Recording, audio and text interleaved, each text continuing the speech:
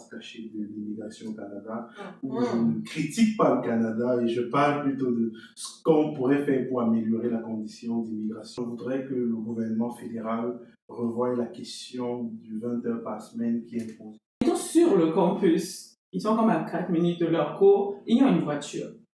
Notre expérience n'est pas comme la Bible. Beauté! Hello!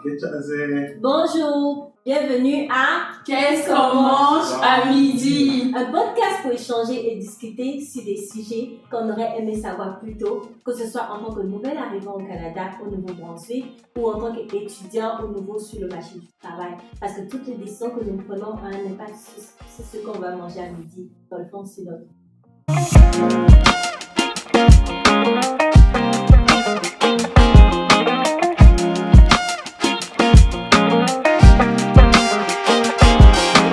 Nous sommes accompagnés d'une nouvelle personne, comme vous pouvez le voir, Amandla et moi, et nous sommes heureux de le recevoir. Donc, nous avons avec nous Patrick Thiam. Avant que je le laisse s'introduire, se présenter, nous l'avons invité dans notre rubrique qui est de parler des parcours inspirants. Parce que nous savons que son histoire, son parcours et tout ce qu'il a appris pourrait être bénéfique pour chacun et chacune d'entre vous. Alors, Patrick, je te laisse te présenter. Merci beaucoup de m'accueillir aujourd'hui dans votre podcast de Qu'est-ce qu'on mange à midi. Et j'ai vraiment aimé ce contact qu'on a eu ensemble, ce premier échange. C'est la raison pour laquelle je suis ici aujourd'hui pour partager mon expérience. Et je voudrais surtout pas dire un parcours inspirant parce que je n'ai pas fini le parcours. Nous sommes ensemble dans un cheminement et je voudrais partager juste mon expérience avec vous, comme d'ailleurs vous l'avez déjà fait avec moi. Donc, je suis Patrick Thiam, pour ceux qui ne me connaissent pas. Tout récemment, auteur du livre que vous voyez à l'écran, La face cachée de l'immigration au Canada, où je ne critique pas le Canada et je parle plutôt de ce qu'on pourrait faire pour améliorer la condition d'immigration au Canada tout en présentant mon parcours à l'intérieur. Donc, je suis originaire du Cameroun, je suis arrivé au Canada en novembre 2019 pour étudier au campus. Donc, après 2 ans, j'ai complété un bac en technologie, information et leadership. Par la suite, j'ai été agent de projet au campus de Chupagan de l'Université de Moncton. Donc, quelques temps après, j'ai changé de carrière pour la municipalité de Chupagan en tant qu'agent de développement économique. Donc, aujourd'hui, je poursuis un parcours entrepreneurial qui avait commencé il y a cela quelques années dans le domaine des technologies de l'information avec mon entreprise Thiam CIDT, qui est une entreprise de digitalisation qui accompagne les entreprises dans le processus de digitalisation. Donc, on crée des sites internet, on développe des applications de gestion pour les entreprises. Intéressant, on a un entrepreneur. Je pense que c'est peut-être le 3e entrepreneur qu'on reçoit. Parce qu'en tout cas, la génération des entrepreneurs, j'aime ça. Ça montre qu'on a envie de développer, on a envie d'aider puis d'accompagner d'autres personnes. Donc, tu nous as parlé un peu de où est-ce que tu as étudié, tu es venu au Canada. Mais pourquoi est-ce que tu as choisi le Canada? Pourquoi est-ce que tu es venu étudier au Nouveau-Brunswick, à Moncton, à Chicago? Donc, dis-nous un peu... Le hasard fait bien des choses, malheureusement. C'est très compliqué à expliquer. À 80%, je dirais que c'est du hasard. Le hasard, parce que après mon baccalauréat, qui est l'équivalent de la 12e année au Canada, j'avais vraiment envie de venir étudier au Canada. J'avais ce rêve-là de venir étudier au Canada. Étant donné qu'on était déjà en septembre, les sessions étaient passées, j'ai un de mes amis aujourd'hui qui me supporte énormément au Cameroun. Il me dit: Patrick, je te recommande d'inscrire à Douala dans une autre ville parce que moi j'habitais à Yaoundé. On avait fait un bac à Yaoundé et lui il était déjà à Douala. Il me dit: si tu as pour projet d'aller au Canada, viens t'inscrire dans cette école et ils ont un programme canadien. Après les 2 ans de formation, tu pourras aller continuer tes études au Canada. Donc à ce moment, je m'inscris, bien sûr, je fais ma demande d'admission dans cette école qui est ISTDI, ou Institut Universitaire de la Côte pour plusieurs, dans le programme de TIC. Donc j'entre là-bas en 2016, oui, en octobre 2016, je commence ma formation et je me spécialise en réseau et sécurité informatique. Donc c'est comme ça que l'idée du Canada était déjà parsemée dans cette période-là. Maintenant, pourquoi le campus de Chupagan? Pourquoi l'Université de Moncton? Parce que l'Université de Moncton a des accords avec le collège communautaire qui donne une passerelle vers un baccalauréat, celui que j'ai mentionné tout à l'heure, le baccalauréat appliqué en technologie, information et leadership. Une fois qu'on a complété son diplôme d'études collégiales, on a cette facilité-là, si on atteint bien sûr une certaine moyenne qui est notamment 14 de moyenne sur 20, on peut être appris dans le programme que je viens de mentionner.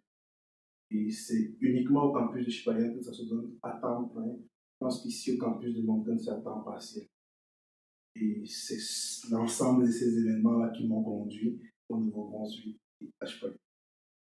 Intéressant, vraiment, j'aime ton parcours, j'aime comment est-ce que les choses se sont alignées. Tu dis un hasard, mais moi je ne crois pas que c'est un hasard. Je pense que les choses ont bien tourné. C'est comme d'un ami et de l'université ou de l'école où tu étais, puis jusqu'à aussi arriver ici. Parce que c'est pas un hasard que tu as écrit un livre. Ça a commencé. Je ne sais pas si à mon moment tu as une question pour Patrick avant qu'on avance. Oui. Ben, juste dans cette optique-là, moi j'aimerais savoir comment aussi ça s'est. Qu'est-ce que tu en as pensé comme du Nouveau-Brunswick quand tu es arrivé, genre quand tu es fraîchement arrivé? Qu'est-ce que tu as pensé? Je le décris d'ailleurs dans mon livre, dans le premier chapitre, dans un chapitre de mon arrivée au Nouveau-Brunswick. En fait, je suis arrivé par Montréal et j'ai séjourné à Laval quelques temps. Donc, les buildings, les transports en commun, la familiarité avec l'environnement, ça se faisait très bien, je pouvais me déplacer, j'étais déjà autonome à partir de 2 mois. Et je savais que je venais au Nouveau-Brunswick étudier, mais je ne savais pas où ça se trouvait. Donc, je le mentionne également, c'est des passages que je mentionne. Donc, tu n'as même pas regardé la carte. Je ne savais même pas où ça se trouvait. Non, mais tu n'es pas le seul. Je ne savais même pas que c'était comme ça. Je pensais que c'était à Moncton. Donc, pour vous dire à quel point j'étais aussi largué. Donc, janvier, je décide de venir au Nouveau-Brunswick. Je prends un covoiturage. Le covoiturage, c'était le premier trajet le plus long que j'ai fait de ma vie. Le premier trajet en voiture le plus long. Plus de 7 heures de route entre Fredericton et Moncton. Entre Laval et Moncton. Donc, c'est toute l'impression que j'avais au fur et à mesure qu'on se déplaçait, c'est qu'on va au village. C'était tout ce que j'avais en tête, c'était oh mon Dieu, où est-ce qu'on va? Parce qu'effectivement, au fur et à mesure qu'on roulait, je me rendais compte que les maisons étaient très éloignées les unes des autres. Je me rendais compte qu'on quittait le beau paysage, la belle ville, et quand on entrait là. C'était ça ma première impression. Et c'est pas une petite histoire, je le mentionne toujours dans mon livre, parce que quand j'arrive à Chipaya, la première semaine, je dis, il faut que je quitte ici. Je ne vois rien. Donc, et non, c'est vraiment une sensation très compliquée à expliquer. Parce que vous sortez de quelque part où vous avez déjà eu un style de vie, des habitudes, vous avez fait des relations avec des gens, vous arrivez dans un environnement inconnu où vous n'avez pas de repères en ce moment, vous ne savez pas par où vous dirigez. Et la seule chose qui me venait en tête, c'est dès que je finis l'école, je m'en vais. Et 2 ans plus tard, j'ai fini l'école. Tu as eu ta lune de miel à Laval, tu as bien rêvé, tout arrive, tu te dis non, je dois partir. Donc tu as eu 2 chocs culturels, on va dire ça comme ça. C'est vraiment drôle en tout cas. Puis je pense que chacune de nous a eu cette expérience choquante. Peu importe l'endroit où on va, il y a toujours cette réalité-là qui revient, que ce soit plus tôt ou plus tard. Effectivement, c'est ça qui arrive. Donc, moi, je me demande pourquoi tu as écrit le livre La face cachée. Quelque chose, qu'est-ce qui est caché dans l'immigration qu'on ne sait pas, puis il faut révéler. Pourquoi déjà ce titre? Et pourquoi est-ce que tu as écrit le livre? Ok, bon, je vais commencer par le livre avant d'expliquer le titre. Et beaucoup de personnes, quand j'étais au salon du livre de la péninsule acadienne, beaucoup de personnes posaient la question, c'est quoi la face cachée de l'immigration au Canada? Donc, le livre vient d'abord de mon parcours et beaucoup de frustrations.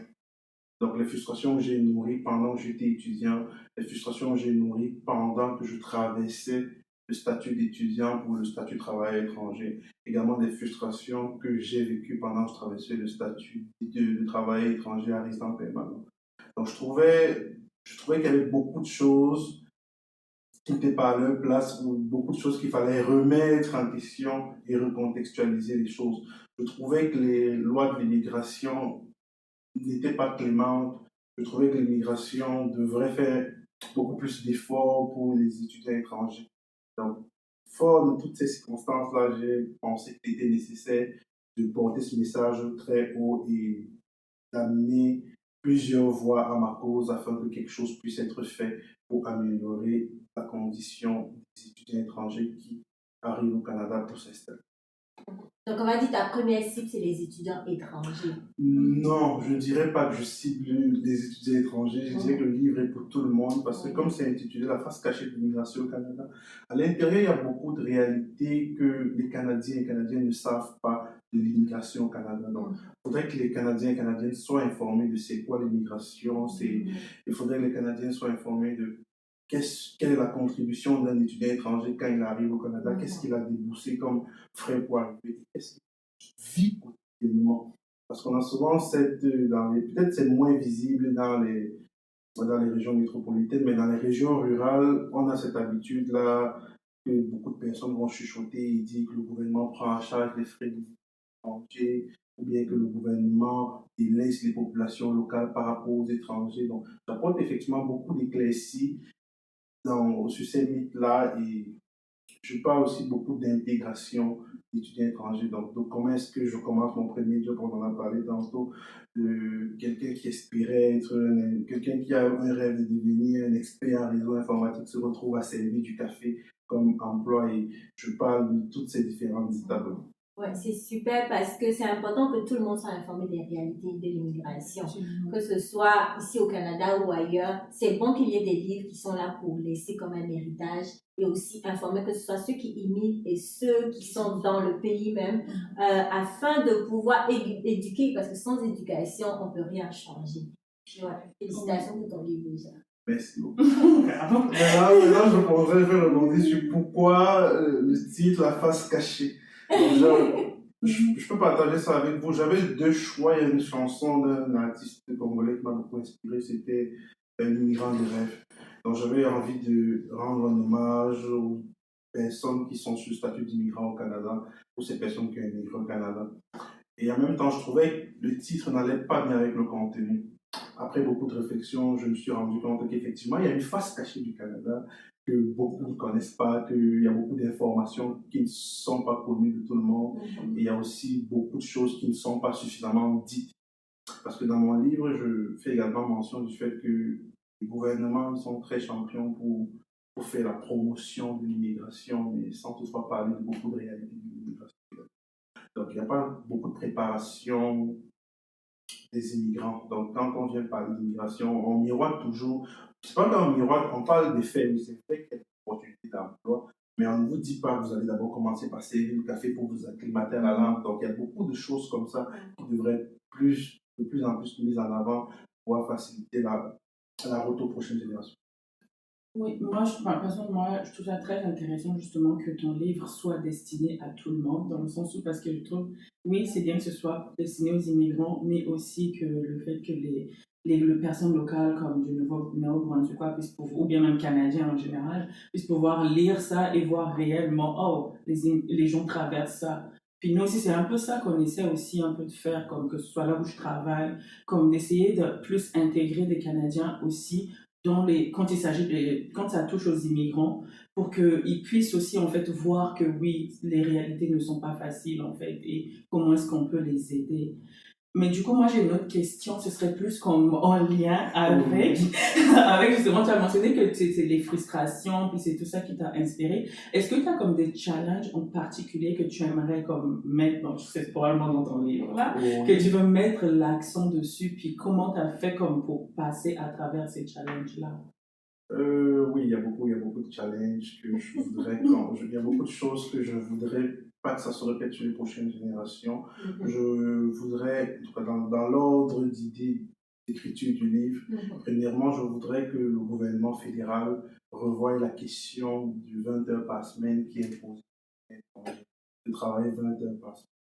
Donc, il y a cet aspect-là qui ne me plaît pas beaucoup parce que à plusieurs reprises, je crois notamment 2 fois, les lois ont été modifiées temporairement pour dire que les étudiants étrangers peuvent travailler plus d'heures jusqu'à telle période. Je crois que jusqu'en novembre, les études étrangères ont le droit de faire autant d'heures à l'extérieur que sur le campus. Et ça devrait être quelque chose de permanent, mais pas pour répondre aux besoins ponctuels de la main-d'œuvre, parce que on est tous des êtres humains. Il ne faut pas qu'on instrumentalise d'autres produits. Quand on a besoin de main-d'œuvre, c'est où il faut ouvrir la vanne et dire venez travailler, mais quand on n'aura plus besoin, on ferme la vanne. Non, ce n'est pas accueillir des gens. Il faudra à un moment donné qu'on dise il n'y a pas de 20 heures par semaine. Je peux comprendre qu'il faut mettre une pause, il faut encadrer les choses, mais l'encadrement, dans mon sens, devrait être en fonction du résultat académique, ou en fonction du résultat académique, mais pas de manière générale, dire 20 heures par semaine ou 15 heures par semaine, parce qu'on sait que les institutions ou les établissements d'enseignement postsecondaire communiquent avec l'immigration. Donc ce serait beaucoup plus facile pour eux de dire, bon oui, on a des étudiants qui ont de très bons résultats, ils n'ont pas plus, ils peuvent être exemptés de ceci, ou bien on a des étudiants qui n'ont pas de très bons résultats, on peut les réduire à 20 heures ou moins de 20 heures par semaine pour qu'ils puissent se remettre au niveau d'apprentissage. Je comprends ton point. Je veux un peu diluer ce que tu dis là parce que c'est comme le Canada, c'est un grand pays. Hein. C'est comme c'est vrai qu'il y a des réalités qui viennent avec, mais d'abord quand tu viens en tant qu'étudiant, tu viens déjà pour étudier premièrement. Et même si tu as un enfant à la maison, moi par exemple, si mon enfant est aux études, je ne vais pas lui demander de travailler plus d'heures que ce qu'il fait comme étudiant. Je vais régler ses heures de travail. Je pense que c'est peut-être dans cette optique-là pour ne pas que l'individu se perd entre les études et le travail. Parce que je te prends un exemple, moi j'ai travaillé à Saint-Quentin et c'est une petite communauté. Il y a beaucoup de jeunes qui sont au secondaire puis qui commencent à travailler et tout. Mais quand ils prennent goût au travail, ils n'ont plus envie de finir leur secondaire souvent. Ou ils n'ont plus envie de finir leur secondaire. Fait que ça peut être un frein aussi. Donc il y a souvent c'est bon, c'est comme la ligne est mince. Mais je te comprends là, mais comment on le dit, aller chacun pour regarder les notes de chacun à chaque session, à chaque année. Ça peut être quand même un challenge parce que quand tu vois le nombre de personnes étudiantes internationales qu'il y a, je pense que ce serait vraiment ça. Et puis moi, je trouve qu'à un niveau, ça pourrait aussi être un peu discriminatoire. Pourquoi je dis ça? Donc, en fait, ça veut dire que l'autre, parce qu'il a des meilleurs résultats, il a comme plus de droits ou plus d'opportunités que moi, parce que je suis en train de me battre à avoir une certaine moyenne. Et où est-ce qu'on placerait la moyenne? Tu vois, je pense que toutes ces choses-là, c'est peut-être une question. Est-ce que toi, ça a été un défi pour toi? C'est ça, comment personnellement? Ouais, c'est ça. Quels ont été les défis que toi, tu as rencontrés? À cause du 20 heures. Oui. J'ai rencontré à cause du 20 heures. Vous savez, vous êtes un adulte quand vous arrivez. La plupart sont des adultes. 18 ans et plus, 19 ans et plus. Vous voulez être à votre propre charge. Vous n'avez pas envie d'être au Canada et d'appeler tout le temps vos parents et de dire je veux ci ou je veux ça. On s'entend déjà que le fossé qu'il y a entre les frais de scolarité, entre la valeur des articles, ici la valeur des articles, donc le fossé est très très grand. Donc si vous voulez par exemple vous acheter un ordinateur qui va vous servir à l'école, ici au Canada, vous ne pourriez pas, même je parle d'occasion, je parle de deuxième, à moins de 500 $, vous n'aurez pas quelque chose de considérable. Alors que pour moins de 500 $, dans nos pays respectifs, je suis sûr qu'on pourrait avoir quelque chose de raisonnable. Donc, ça impacte grandement parce que vous voyez les efforts que vos parents consentissent déjà à assumer les frais de scolarité. Et vous prendre en compte également ça. Je sais que le gouvernement dit qu'il faudrait démontrer qu'on a de l'argent pour s'établir, pour venir, pas pour s'établir, pardon, pour fréquenter. Mais je crois aussi qu'il y a beaucoup d'instrumentalisation à travers les lois. Parce que tout à l'heure, tu disais qu'on pourrait voir une forme de discrimination. Oui, pourquoi est-ce qu'on lève la barrière? Parce que ce qui me choque, ce sont les propos de l'ancien ministre de l'Immigration qui a dit oui, on autorise que les étudiants puissent aller à plus que 20 heures parce que le marché a besoin de main-d'œuvre. Ça, c'est un problème fondamental. Le marché a besoin de main-d'œuvre. C'est pour ça qu'on autorise. Donc, ce n'est pas parce qu'on les voit comme des êtres humains qui ont peut-être envie de s'épanouir en travaillant, mais c'est parce qu'on voit qu'ils vont venir remonter avec des heures de travail. Ça, c'est un aspect qui me pince un peu. Je comprends ton point de vue, Tiam, ne pas vraiment comment dans toutes tes discussions. C'est vraiment un sujet qui te passionne et tu veux défendre la cause. Je pense qu'il y a beaucoup de points de vue qu'on pourrait comme discuter. Ça serait bon de t'avoir pour parler de ce sujet-là. En tout cas, je pense que ça va être des échanges instructifs, très passionnants. Parce qu'on a comme moins de temps avec un podcast. Mais je comprends ton point de vue, puis c'est important de débattre et d'apporter tout ce point-là au devant des responsables pour trouver des solutions qui vont être bonnes pour chacun de nous, que ce soit pour le gouvernement, que ce soit pour les étudiants et pour tout le monde, en fait. Et aussi, bien sûr. Mais dis-nous, quels ont été tes défis en tant que Patrick Thiam. tes défis, ce que tu as rencontré. Je sais que moi, quand je suis arrivée au début, c'est que c'était difficile pour moi de me faire peut-être des amis au début parce que c'est comme tu es dans la salle de classe. C'est comme ce genre de défis qui sont vraiment personnels à toi. Personnels à toi, je me répète là, mais qui sont vraiment personnels. Parce que vous avez compris. Les défis qui sont les miens, c'est beaucoup de défis. Wow. Et quand je parle de beaucoup de défis, un des premiers défis que j'ai rencontrés, c'était que dans l'environnement où j'étais, malgré le fait que j'avais l'intention d'étudier, à un moment, je me suis dit, regarde, on est dans un environnement où on a l'opportunité de construire, on veut se lancer, et peut-être qu'on devrait nous-mêmes construire notre propre paradis. Je décide de partir en affaires, comme on dit ici, lancer ma première idée d'entreprise, qui était d'avoir une épicerie dans la région, une épicerie, j'aime pas, excusez-moi l'expression, une épicerie africaine qui vend des produits d'Afrique. Mais je me suis arrêté au problème de financement. Je n'avais pas suffisamment d'argent, je n'étais pas finançable par les organismes ou par les banques, tout simplement parce que j'étais sous statut d'étudiant étranger. Et j'avais bien mentionné à un de mes mentors, j'avais dit, ici à ce que je sois résident permanent, quelqu'un d'autre va faire une épicerie. Et un an plus tard, il y a une épicerie qui est née dans le coin. Donc, vous pouvez comprendre ce que ça fait de savoir, j'avais eu l'idée, j'avais la volonté, j'y ai travaillé fort, mais je ne pouvais pas avoir les fonds parce que je n'étais pas résident permanent. Et quelqu'un d'autre est venu à profiter de cette opportunité que vous également vous avez vu. Donc. C'est vraiment, regarde, quand tu vas à Chicago, t'as tout de suite envie de mais chaque jour que tu passes, c'est ça, chaque jour que tu passes devant, tu dis, ça aurait pu être moi si à ce moment donné j'avais ce dont on me donnait ce dont j'avais besoin. Donc ça, c'était un gros défi. Et tout à l'heure, je reviens sur la question de frustration dont tu as parlé. Et beaucoup d'étudiants, certainement, le vivent encore quand vous faites de la transition, travail étranger, résident permanent. Moi, dans mon cas ou dans le cas des étudiants étrangers, on a fréquenté ici.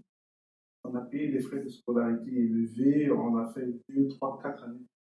Mais où est la nécessité? Je ne trouve pas l'intérêt de nous faire passer un test de langue pour pouvoir nous faire passer vers le statut de résident permanent. On a fréquenté. Surtout que, excuse-moi, surtout que le test de langue, il y a des frais. Des frais qui sont associés, effectivement. Voilà. Donc, je ne vois pas également l'intérêt de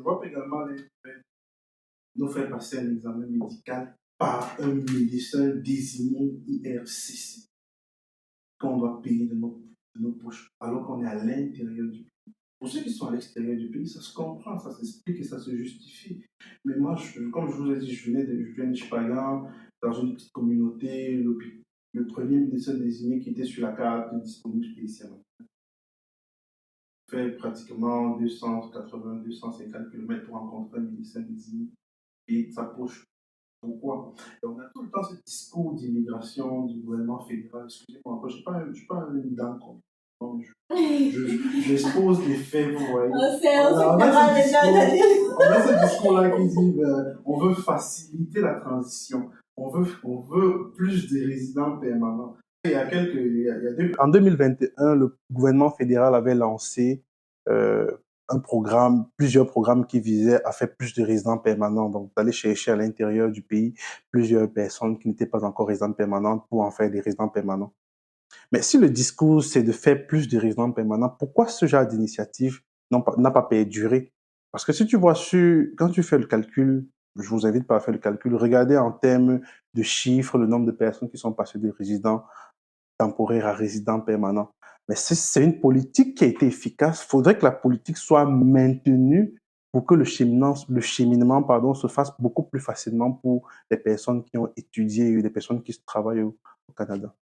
Donc ça, c'est l'un des points que je voulais apporter dans cette discussion. Ok, c'est super. Donc, tu as mentionné le fait que c'était difficile au niveau de l'hôpital, au niveau de financement de projets et aussi Déplacement également. déplacement. Comment est-ce que tu as fait pour t'en sortir?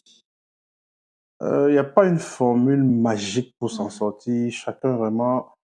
Chacun ses propres astuces, chacun ses décisions. La seule chose que je peux dire, c'est la perpétuelle remise en question. Qu'est-ce que j'ai fait hier? Est-ce que ça a marché? Est-ce que ça a moins bien marché? Qu'est-ce que je peux faire pour améliorer? Parce que la première année, le défi de déplacement, oui, c'était un gros défi, c'était un très gros défi. Je l'indique d'ailleurs dans mon livre, je tente de faire l'acquisition d'une voiture et du premier coup, je me fais escroquer. J'ai pas la voiture, donc je paye quasiment près de 8 000 $ entre les appels, les courses ici. Je paye quasiment près de 8 000 $ et je finis sans voiture. J'entame un deuxième processus qui me permet d'obtenir une voiture, effectivement. Mais à la fin, je me rends compte que la voiture m'aide beaucoup moins parce que les assurances sont extrêmement coûteuses. Je commençais à payer ma première assurance à 350 $, ce qui a aucun sens. Nouveau conducteur, non, je conduis depuis 2016.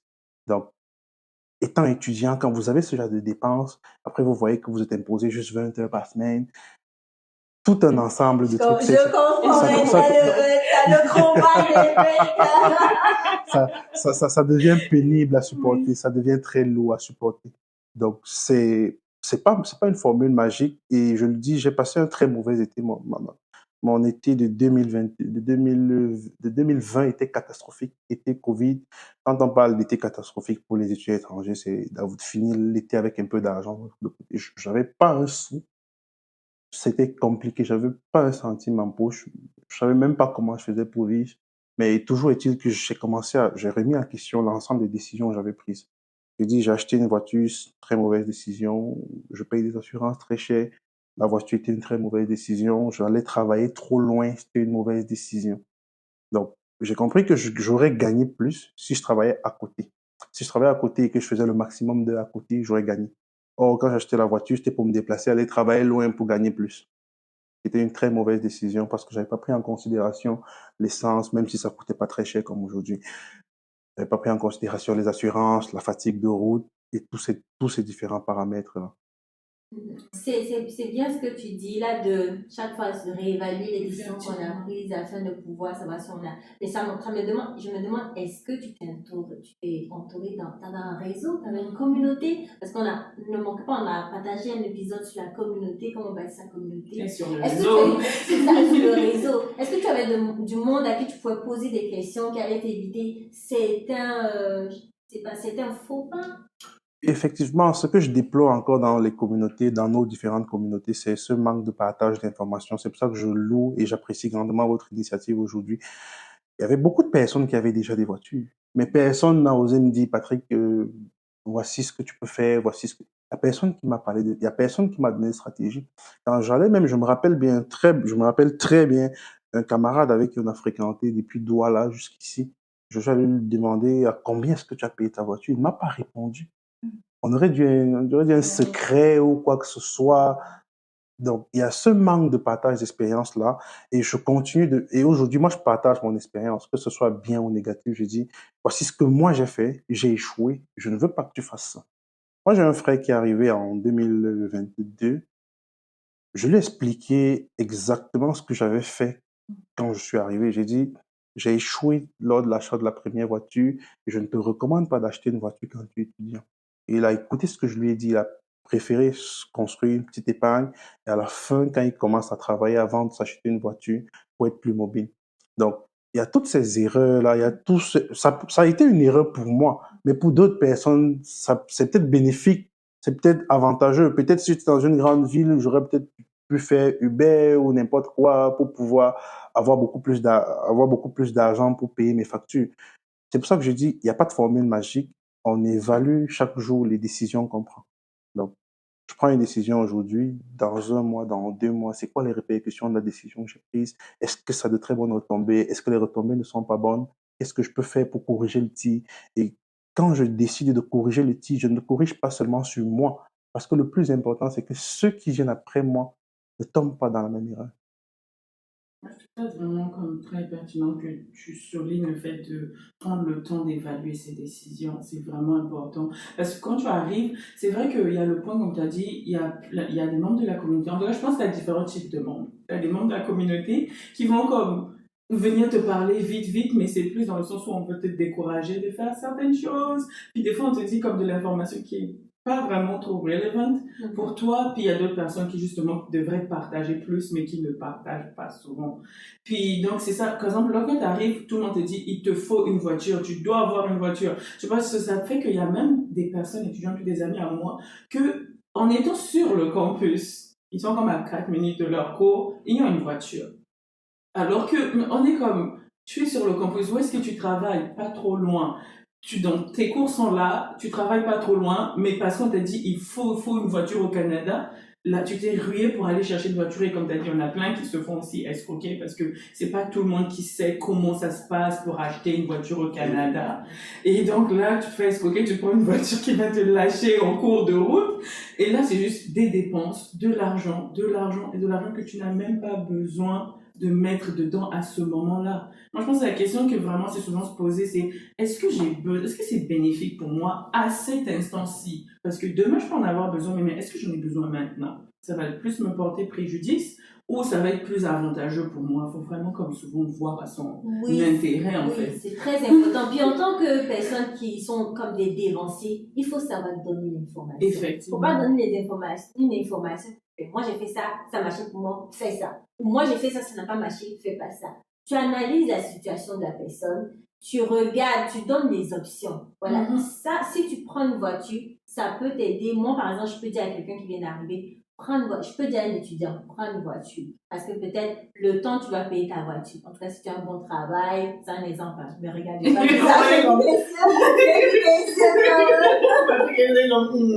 c'est pas ça que j'ai dit, moi. Mais je veux dire, prends une voiture. Peut-être si tu as pris une nouvelle voiture, tu vas peut-être payer un 100 et quelques dollars.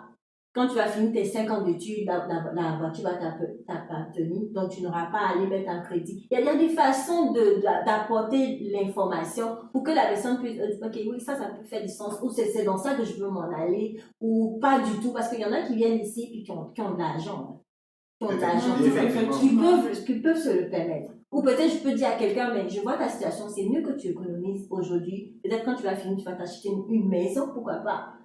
Donc, il faut savoir mitiger l'information, il faut savoir ajuster l'information et pouvoir donner plusieurs choix, plusieurs possibilités à la personne avec qui on parle. C'est ça puis j'aime le podcast que nous avons présentement parce que on veut que la nouvelle génération ait la bonne information. Et pas seulement l'information de Amanda, Marie-Laure, Estelle et Chidra, les informations de Patrick ou toutes les autres personnes qui sont passées ici. Parce qu'on sait tous qu'on n'a pas le monopole de la vérité et notre expérience n'est pas comme la Bible. C'est ça, c'est vraiment comme le but étant justement de aussi créer dans la pensée des gens que justement il y a plusieurs moyens. Tout le monde c'est pas une généralité que parce que pour Patrick c'est comme ça, donc pour tout le monde ça va se passer comme ça, mais c'est juste vraiment voir comme apprendre à apprendre ce qu'il y a à apprendre, puis laisser ce qu'il y a à laisser. C'est développer vraiment cet aspect critique-là. C'est super important si tu veux vivre au Canada, si tu veux vivre au Nouveau-Brunswick. Il faut que tu développes vraiment je dois faire le tri de ce qui est pour moi et de ce qui est pas pour moi, parce que toutes les opportunités, toutes les offres ne sont pas forcément pour toi. Il faut que tu choisisses en fonction de ce que tu veux dans la vie, où est-ce que tu vas aller, même les relations, comme avec qui tu t'entoures, toutes ces choses comme ça, c'est vraiment en fonction de où est-ce que je veux aller. Je choisis les gens qui vont me supporter pour aller là. Parfait. Donc, c'est Parfait. Donc, Patrick, tu as dit plusieurs choses. Donc, il y a des choses que tu aurais aimé savoir avant d'arriver au Canada. Parce que ça allait t'éviter peut-être de faire tous ces faux pas, d'avoir quelqu'un qui va te dire non, tu ne peux pas te donner le prix de sa voiture. Si on avait dit ça au pays, au Cameroun, quelque part là-bas, tu vois, donc qu'est-ce que tu aurais aimé savoir? Même en arrivant au Canada. Oui, c'est comme des informations utiles que tu dis, mais ça c'est important pour moi, pour mon cheminement. Je comprends. Pris par Ok. Il y a beaucoup de choses. Et même aujourd'hui, il y a des choses que j'aimerais savoir que je ne sais pas encore. Donc, s'il y a jamais, il y a beaucoup de personnes qui ont de très bonnes informations qui peuvent aider tout le monde à longueur de journée. Maintenant, concernant ce que j'aurais aimé savoir avant de venir au Canada, j'aurais aimé que on dise la vérité. Entre nous, franchement, de dire, au Canada, tu vas pas faire 8 heures au travail, mais tu vas travailler 8 heures de temps. J'aurais aimé qu'on me dise la culture du travail au Canada, voici comment elle se passe. J'aurais aimé qu'on me dise, par exemple, Patrick, au Canada, c'est comme tous les pays du monde. Il y a des sans-abri, il y a des gens qui mangent pas avant de dormir, il y a des pauvres, il y a des moins pauvres, il y a des riches, il y a des super riches, un peu comme partout dans le monde. Parce qu'on a souvent cette image-là que le Canada, c'est Elysium, ou le pays où coule le lait, le miel, où tout le monde... il y a également des inégalités ici. Donc, j'aimerais que l'emphase soit mis sur le fait, l'emphase soit mis, pardon, sur le fait que c'est un pays, avant tout. C'est un pays comme tous les autres pays du monde entier, avec ses problèmes, ses réalités, ses avantages, ses désavantages. Ça, c'est l'une des choses les plus importantes, même que j'aurais aimé savoir. Maintenant, en entrant en profondeur, ça résume, parce que si on m'avait dit exactement, j'aurais pas fait confiance aveuglement, je me serais méfié, parce que dans mon pays d'origine, je me serais pas fait arnaquer autant, j'aurais pris mes gardes. Donc, ça résume effectivement beaucoup de choses que j'aurais aimé savoir.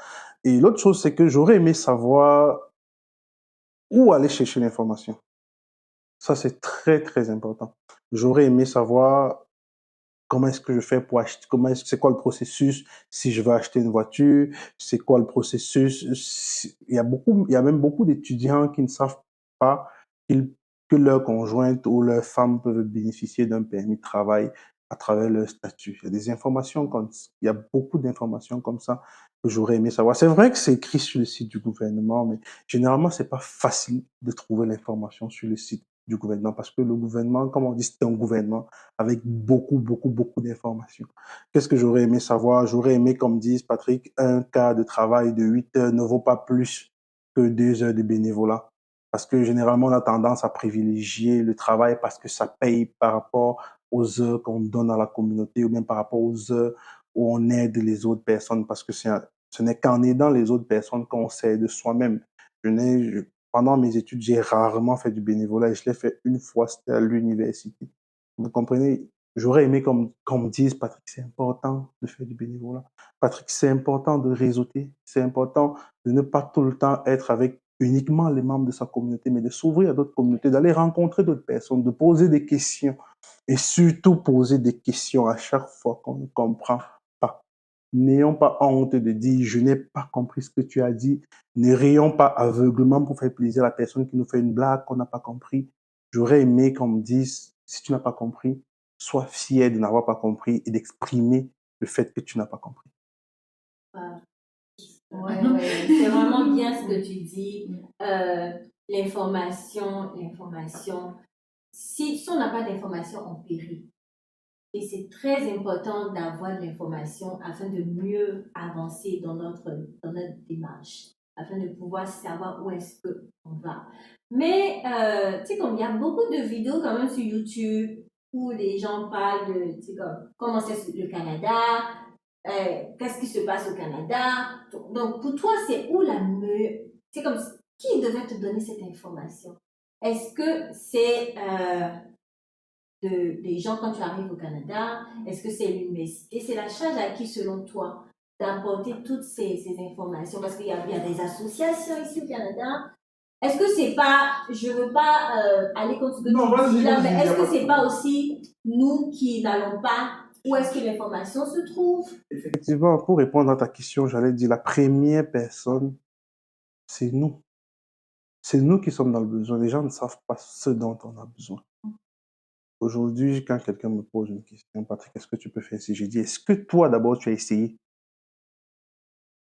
Est-ce que tu as d'abord essayé? Donc c'est d'abord à nous d'aller chercher l'information. Parce que si j'ai l'information et que je ne sais pas comment faire, au moins j'ai le processus avant de ne pas savoir comment faire avec le processus que j'ai. C'est complètement différent de si je ne connais pas et si je ne connais pas le processus. Donc, c'est d'abord notre propre responsabilité de suffisamment nous informer. Et ça, c'est un fait que je décris beaucoup. On ne s'informe pas assez. La faute n'est pas aux citoyens, ni au gouvernement, ni aux organismes. Les organismes ne répondent qu'à un certain nombre de questions et ne peuvent pas vous orienter de manière personnelle. Ce qui veut dire on doit d'abord aller chercher l'information. Ok. Si je veux acheter une voiture, excusez-moi de prendre l'exemple, c'est service Ça a l'air NB. que c'est resté dans ton Je cœur. peux d'abord aller m'informer au service Nouveau-Brunswick pour savoir comment est-ce que ça se passe dans le processus. On aurait aimé chercher. Il faut qu'on cherche l'information. Il faut qu'on pose des questions aux bonnes personnes. J'aime ça. Aux bonnes personnes. Écrit aux bonnes personnes. Aux bonnes personnes. C'est pas parce qu'on passe aujourd'hui dans un podcast où on parle de notre expérience qu'on est des experts dans un domaine spécifique. On est là pour un partage, pour enrichir nos expériences et réseauter. On n'est pas des experts dans un domaine en particulier, du moins pas encore. Donc, il faudrait pas que les gens nous contactent après pour dire « Oh non, vous avez parlé de ci, est-ce que tu peux m'orienter dans ci ?» Non, on n'est pas des experts, on partage notre expérience afin que ça puisse orienter certaines personnes d'une certaine façon, ou bien juste de savoir qu'il y a des personnes qui ont fait des erreurs comme ça. Ça peut aider dans la vie. Donc, c'est notre propre responsabilité d'aller chercher l'information. Oui, c'est super. Puis, une des façons de trouver l'information, c'est de nous suivre, de liker, de commenter. Nous allons partager plusieurs informations. Mais ce que Patrick dit aussi, c'est important de regarder le podcast Qu'est-ce qu'on mange à midi, mais aussi d'aller chercher l'information par vous-même, puis demander autour de vous. Oui, moi je trouve que c'est très important que tu le précises parce que c'est ça que j'ai remarqué malheureusement pour nous quand on arrive généralement. Je sais pas si c'est à cause du fonctionnement de la différence entre d'où on vient et ici, mais quand on arrive là, on a vraiment tendance à s'asseoir puis attendre que l'information va venir à nous, genre, oh, mais c'est ce que tu dis, c'est qu'on doit être aussi un peu plus proactif à aller chercher l'information. Et aussi, c'est en faisant ça aussi qu'on s'assure qu'on a la bonne information. Ça c'est vraiment pertinent, je trouve. Oui, puis il y a un point que tu as mentionné par rapport au fait du réseautage, du travail. C'est comme ne pas s'acharner sur le travail, mais valoriser le temps qu'on donne à la communauté, le temps qu'on investit autour de nous. Et tu avais parlé du fait qu'on commence à chercher le travail avant de graduer. Effectivement, donc, je citerai un ami qui m'a dit récemment que la recherche du travail, c'est un travail à temps plein. Donc, la plupart du temps, tu vas voir des gens qui vont dire « Non, j'ai postulé. » Et qu'est-ce que tu as fait à part postuler? Moi, je dis souvent, il y a un ami qui m'a écrit, il a préparé une très belle présentation dans un très beau document. Il se présente, il dit de quoi est-ce qu'il est capable. Il voulait mon point de vue dessus. Il m'a envoyé le document, j'ai lu, c'était très bien structuré, très bien fait, très belles expressions. Ok, j'ai dit, c'est quoi ta stratégie? Il me dit, j'ai ciblé déjà des organismes où je vais envoyer le document. Sérieusement, il dit oui. J'ai dit, c'est 100 entreprises que tu vas cibler ou bien 5 organismes. 10 vont te répondre et les 10, ce sera négatif. Si tu fais un courriel. Ce que tu peux faire, c'est qu'après avoir fait le courriel, tu appelles. Un jour plus tard ou 2 jours plus tard. Tu n'appelles pas le lundi c'est le lundi des réunions. Appelle mercredi ou jeudi. Appelle oui, le lundi, c'est le lundi des réunions, des mises au point. Appelle le mercredi ou appelle le jeudi pour faire le suivi de ton courriel. Et si tu n'arrives pas à avoir quelqu'un au téléphone, déplace-toi. Qui veut va vers, c'est simple. Oui. Je dis, si tu arrives là-bas, tu dis, OK, je suis venu rencontrer madame telle ou monsieur tel dans le cadre de tel ou tel projet ou telle situation que je vis et je n'ai pas de rendez-vous. Si tu ne peux pas rencontrer la personne le même jour, on va te donner un rendez-vous pour que tu puisses rencontrer la personne et exprimer ton besoin. Et je lui ai dit, en faisant ça, si tu le fais avec 3 entreprises, même si les 3 te refusent, elles vont te référer aux personnes qui auront besoin de toi. Parce qu'on a vu que tu te démarques, que tu es fonceur et que effectivement ce que tu as dit dans ton CV peut être vrai en fonction de comment on t'a écouté. Donc, comme je le dis, c'est commencer avant d'avoir terminé et commencer avant d'avoir terminé, c'est effectivement réseauter, parler avec les gens. N'ayez pas peur et n'ayons pas peur de parler de ce qu'on fait. Parce que généralement, tu vas demander à quelqu'un, qu'est-ce que tu fais? Oh non, je me débrouille. Qu'est-ce que tu fais? Non, je ne me débrouille pas. Je suis capable de, voilà, voici mes compétences. Oui.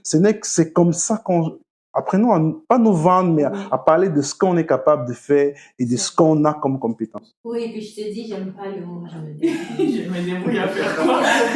C'est quoi? Si je me débrouille, je me débat, je débat. Est-ce que tu te noies? On ne comprend pas le contexte. Oui, non, ça c'est un bon point. C'est bizarrement, c'est vraiment une phrase qui est beaucoup utilisée. Je me débrouille. C'est vrai qu'on perd une occasion en fait de parler de soi. On ne sait jamais, la personne qui t'écoute va peut-être oh, je sais qu'il est capable de faire ça. Et le jour où il tombe sur une offre d'emploi quelque part, il est comme je connais quelqu'un qui est capable. Mais si tu te débrouilles, c'est un peu difficile de se débrouiller. Donc de référer quelqu'un qui se débrouille, quoi. Voilà. C'est ça. Ça, c'est vraiment bon. Non, c'est super échange et on pourrait continuer comme des heures et des heures. Il y a tellement de choses à dire. Puis je sais que Patrick a tellement de choses à dire parce qu'il y a beaucoup de pépites qu'il n'a pas mentionné. Mais on est heureux d'avoir pu partager cette petite session avec vous. Si vous nous avez suivis jusque-là, abonnez-vous, likez, appuyez, ça coûte rien. Tic, tic, tic, tic. Likez, abonnez-vous, on aime ça, voir le monde qui nous suit et puis ça nous fait plaisir, ça nous donne de la force et d'inviter aussi de bonnes personnes comme Patrick, puis nous sommes fiers. Allez-y acheter son livre, puis tu dois parler de ton livre, c'est ça. Oui. C'est ça quelque part. Comme un menton de Dieppe. Oui, Je suis au salon du livre de Dieppe la semaine prochaine, le 19, le 20, le 21, de midi, octobre 2023, de midi à 15h. Donc, si vous allez là, je vais être avec les éditions La Grande Marie. Donc, mon livre sera là et moi également, je serai là pour des dédicaces pour ceux qui veulent acheter, bien sûr. Ok. Est-ce qu'on peut poser une dernière question? Oui, vas-y. Voilà, une avant-dernière, puis tu vas finir avec la dernière si t'en as. Mais justement, moi, la question, comme on parle du livre, on est revenu au livre. Donc, en gros, est-ce que tu t'imaginais pouvoir écrire un livre un jour? Est-ce que c'était dans tes plans? Puis un petit peu, est-ce que c'est difficile aussi d'arriver à écrire un livre? Parce que moi, honnêtement, des fois, j'ai l'impression que c'est juste comme, oh, c'est un parcours du combattant, là. Mais juste Très bonne question. brièvement. Oh oui, je ne m'étais jamais imaginé écrire. Jamais j'avais imaginé. Et quand je voyais des gens écrire, je me demandais pourquoi est-ce qu'ils écrivent. J'avais envie de comprendre pourquoi est-ce que les gens écrivaient. Pourquoi est-ce qu'ils peuvent pas juste dire ça comme ça et ça se passe. Mais en réalité, j'avais jamais pensé que j'écrirais. Et donc, comme je l'ai dit, j'étais tellement frustré et que j'ai commencé à dire, faut que je mette ça quelque part. Faut que je mette ma frustration quelque part. Et honnêtement, depuis la première phrase jusqu'à la dernière, ça venait seul. Donc, pour vous dire, je l'ai écrit complètement avant de structurer, avant de donner un titre à chaque étape. Donc, je l'ai écrit d'un coup, avec ce que je ressentais. Donc, et une fois que je l'ai fait, je vous assure, c'est comme si j'avais retiré ma frustration et que je la regardais devant moi. Une fois que j'ai fini d'écrire, c'est comme si j'avais ma frustration devant moi et je m'en étais débarrassé. Parce que beaucoup de personnes vont se dire, la face cachée, il y en a qui m'ont posé la question, ça finit bien ou ça finit mal dans ton livre? Non, c'est pas une... Ben oui, les gens veulent savoir, est-ce que c'est une fin heureuse, est-ce que c'est une fin triste, est-ce que tu es radicaliste, toutes sortes de choses. Non, ça n'a rien à voir avec ça. Donc, je précise que c'est un essai, donc ça se veut suggestif, pardon. Donc, je propose des choses qui peuvent être faites face à certaines situations. Donc, je ne suis pas en train de dire que le gouvernement ne devrait pas exister. Non, non. Que ce soit bien contextualisé. Je parle d'un problème et je propose une solution qui peut être adaptée au problème qu'on vit. Et comme le contacter la personne qui a publié, tout ça, ça s'est fait tranquille. Oh, C'est ça l'important. C'est une question très, très importante parce que je ne l'ai pas mentionné. Et quand je disais ici, il faut se déplacer, il faut pas avoir peur d'être curieux. j'avais déjà commencé le manuscrit, je l'avais déjà de près, je l'avais à main. Et le salon du livre de la péninsule acadienne de l'année dernière, de l'édition 2022, ça s'était passé à Chpagan toujours, comme d'habitude, et j'y suis allé la dernière journée. J'ai pas pu m'y rendre avant. Donc, la dernière journée, je crois, 3 heures avant la fermeture, je décide d'aller au salon du livre. Je vais au salon du livre, je fais le tour, je regarde, j'achète. Et je suis tombé sur un livre, le titre m'a plu. Donc, je regarde, j'ai juste lu le titre et l'écrivain qui a la personne derrière le livre. Moi, vous savez, c'est comme un comptoir, la personne qui a écrit est derrière et il se lève, il me dit, je vois en toi de l'écriture. Il me l'a dit, on m'a dit, je vois en toi de l'écriture. Est-ce que tu as écrit? Il m'a posé la question, est-ce que tu as déjà écrit? Je dis, oui, j'ai écrit, mais c'est pas publié. Il me tient la main le même jour, il me présente à l'éditeur. Il me dit, voici un éditeur, en fonction de ce que tu as écrit, il va t'orienter ou éditer ce que tu as écrit. C'est comme ça que ça s'est fait. Wow. Ça, c'est une belle fin du podcast. Non,